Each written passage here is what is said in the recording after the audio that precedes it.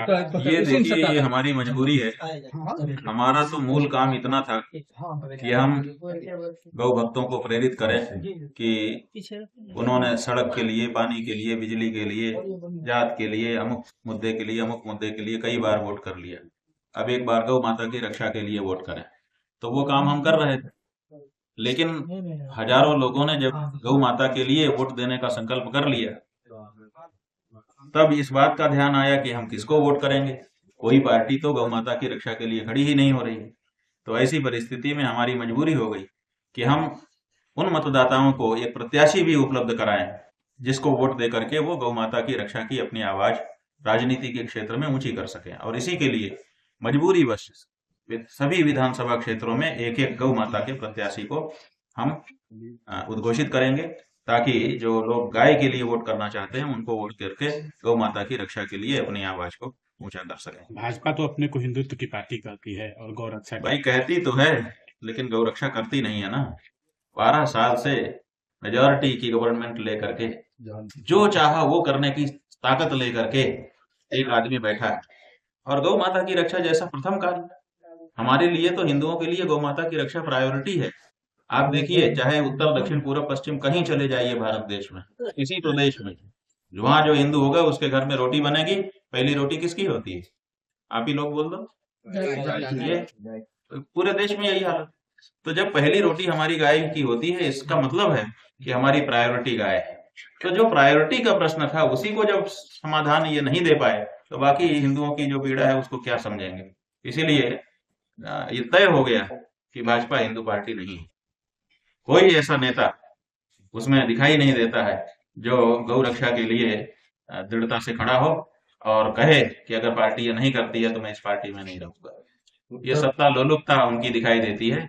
वास्तविकता कि वो अपने सिद्धांतों के लिए बलि दे दें, ऐसी परिस्थिति उनकी दिखाई नहीं देती। आपने उत्तर प्रदेश के आपने मुख्यमंत्री तो ओवैसी की पार्टी से भी भाजपा के हाथ हैं। मिलाने की बात कही चुनाव में कि सभी सीटों पर उनसे हमने ओवैसी की पार्टी से हाथ मिलाने की बात यूं कही, उसको ठीक से समझिए, कि हमने उदाहरण दिया कि हम किसी से परहेज नहीं करते हैं। लोग ये कह रहे थे कि आप तो भाजपा को हराने के लिए, विपक्षी पार्टियों का समर्थन करने के लिए ये यात्रा कर रहे हैं।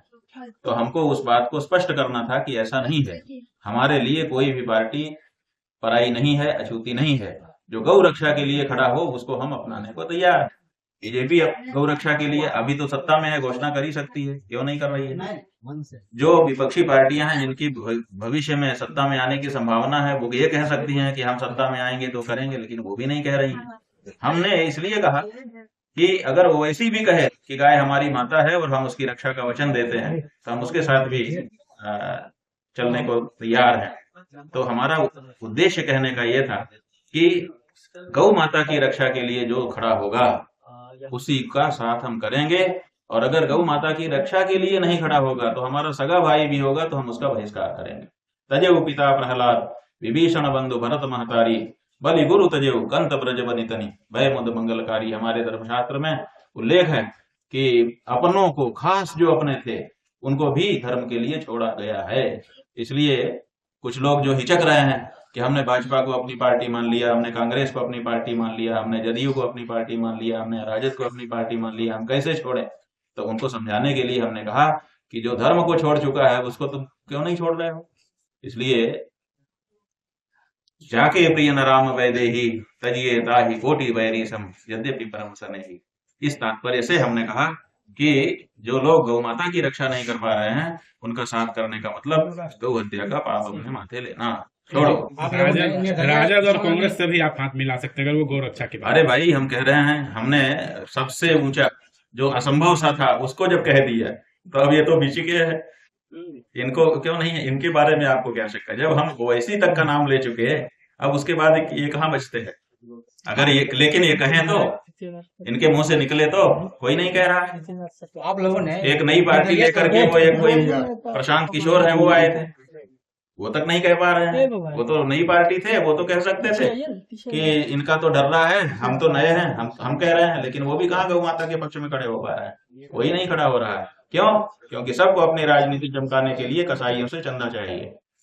कि एक हाँ तरफ कह रहे हैं कि हिंदू राष्ट्र बनाने की बात कर रहे हैं, दूसरी तरफ इसी भारत में मुस्लिम भी रहते हैं, उसको किस रूप में देख रहे हैं आप? देखिए, हिंदू राष्ट्र बनाने का मतलब है कि पहले हम हिंदू बने। हम हिंदू राष्ट्र बनाने की बात कर रहे हैं, क्या हम हिंदू बन गए? ये बताओ। अगर हम हिंदू बन गए होते तो क्या गौ हत्या सह पाते? कोई हिंदू क्या गौ माता की हत्या को सह सकता है? हमको बताओ। और अगर हम गौ माता की हत्या को सह ले रहे हैं, जिसके पास ताकत नहीं है उसकी तो मजबूरी है सहना, लेकिन जिसके पास ताकत है, जो बहुमत से सत्ता में बैठा हुआ है, वो कैसे सह सकता है?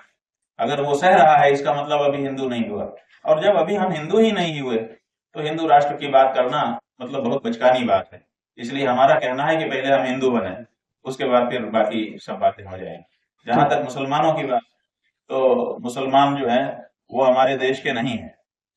वो मुस्लिम धर्म जो है हमारे देश में प्रकट नहीं हुआ है, वो सऊदी अरब में हुआ है और यहाँ पर आया है। लेकिन यहाँ के लोगों ने उसको भी आदर सम्मान दिया है।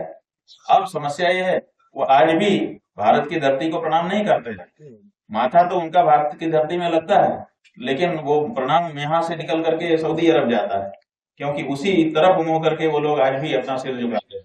इसका मतलब कि भारत की धरती को प्रणाम नहीं करते, वो सऊदी अरब की धरती को आज भी प्रणाम करते हैं। तो इसलिए उनसे अपनत्व तो हम लोगों का उतना नहीं होता है। लेकिन भारत की संस्कृति रही है कि आगत का स्वागत, तो हमने उनको शरण दी हुई है। इससे ज्यादा उनका क्या लेना देना है?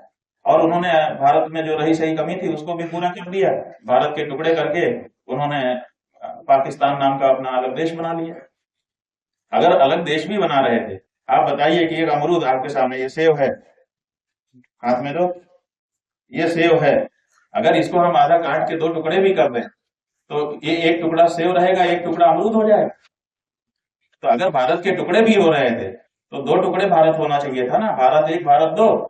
तो पाकिस्तान नाम कहां से आ गया भारत के टुकड़े का?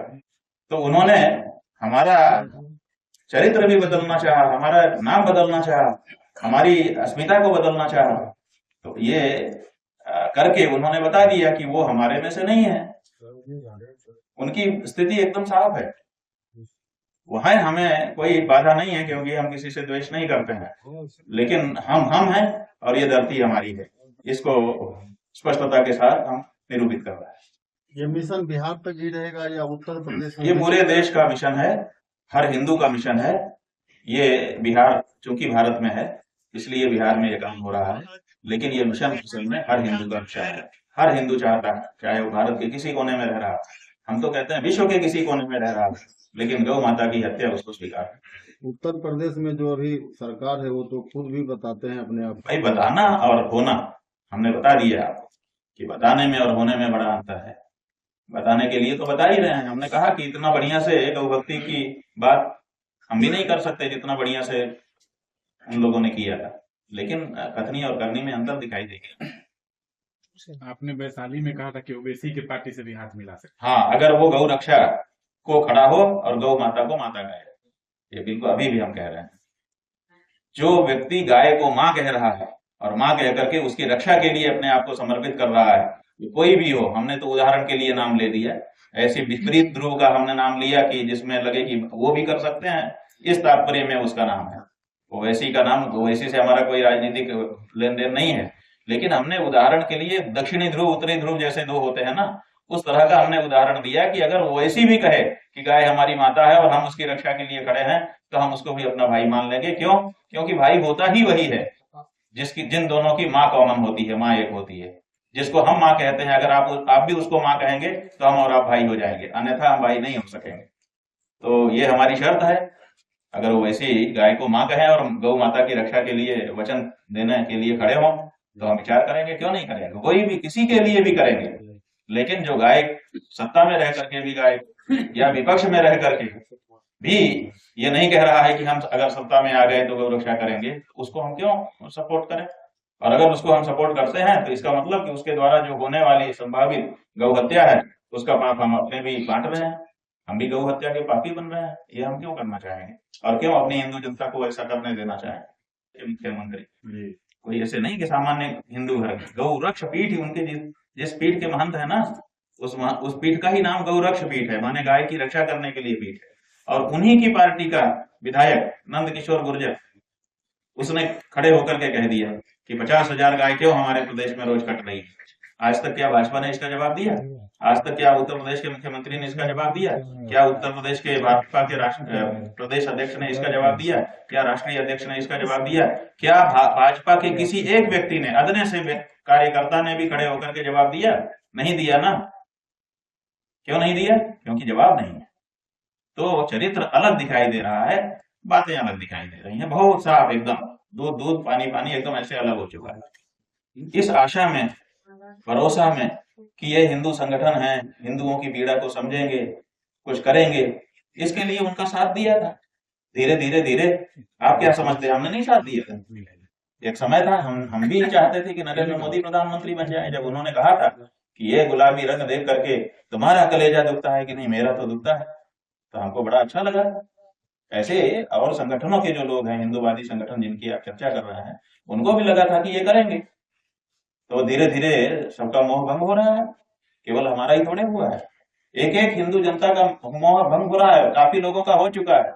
लेकिन वो उन्होंने व्हाट्सएप यूनिवर्सिटी में एक जुमला चला दिया है, वो कह रहे हैं विकल्प क्या है, माने हम जो चाहे करें, हम गाय भी काटे तब भी हिंदू की मजबूरी है कि वो हम ही को वोट दे।